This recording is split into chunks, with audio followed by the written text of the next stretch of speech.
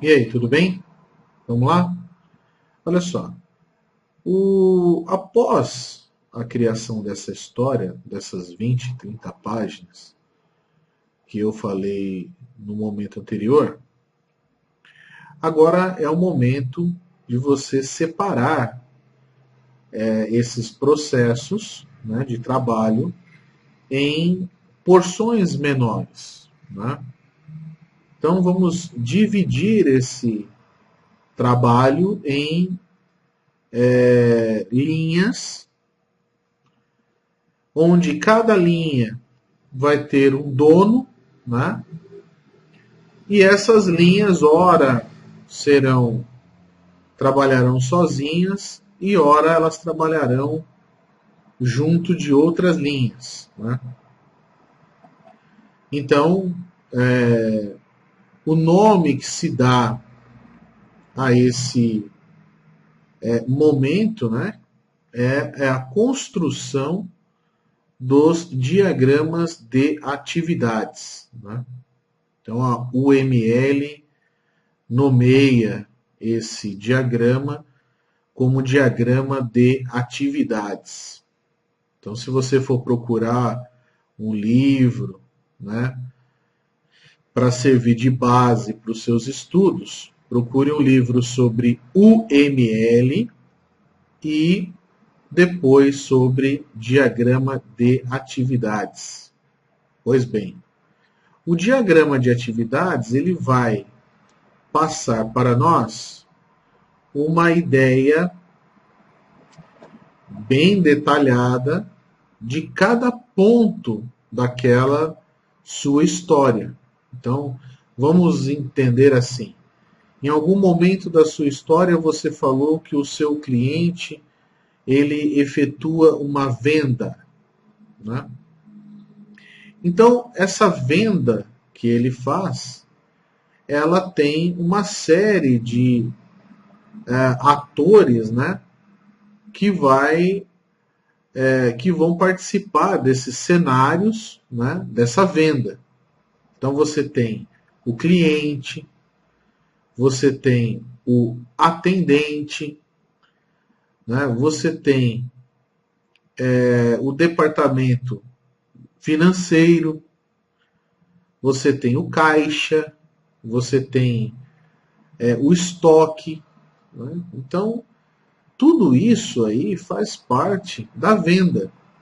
Então, se eu vou pegar um produto que está lá na prateleira, alguém pôs esse produto lá na prateleira. Se o produto não está lá mais na prateleira, é porque ele pode ter acabado. Mas também ele pode ter sido esquecido de ser reposto. E o preço desse produto pode estar desatualizado. Então você tem que ter aí a parte do departamento financeiro, né?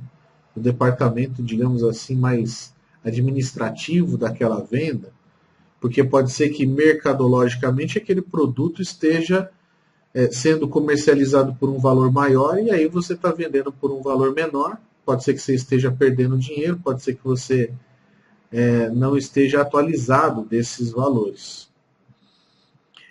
Então, um processo de venda é um processo que não se que não fica naquela caixinha, né? Naquele o cliente entra na loja, conversa com o vendedor pega e vende, aí ele vai e paga. Não, o cliente ele entra na loja. O cliente vai ser abordado por quem primeiro? Por um atendente, aquele cara que vai fazer aquele primeiro atendimento, vai falar, olha, o que o senhor necessita, né? Aí depois ele fala, eu vim aqui que eu quero comprar um produto específico, olha, vem até aqui que eu vou apresentar o senhor a um vendedor. Aí o vendedor faz toda aquela recepção, né? Tenta entender o que o cliente quer comprar, aí sim ele fala o que ele quer comprar, o vendedor então demonstra para ele outros produtos ou aquele produto que ele deseja comprar, verifica no estoque, verifica o valor, passa as formas de pagamento para o cliente, né? O cliente fica feliz da vida, aí ele se dirige até o caixa, aí o caixa então faz o recebimento daquele valor, né? Seja em cheque, seja crediário, seja financiamento, seja por cartão de crédito, enfim, né? Mas isso que você tem que entender é que cada ponto da sua história, da história que você escreveu sobre aquilo que o cliente necessita que seja feito, precisa ser deschavado, precisa ser transformado em pequenos detalhes, né?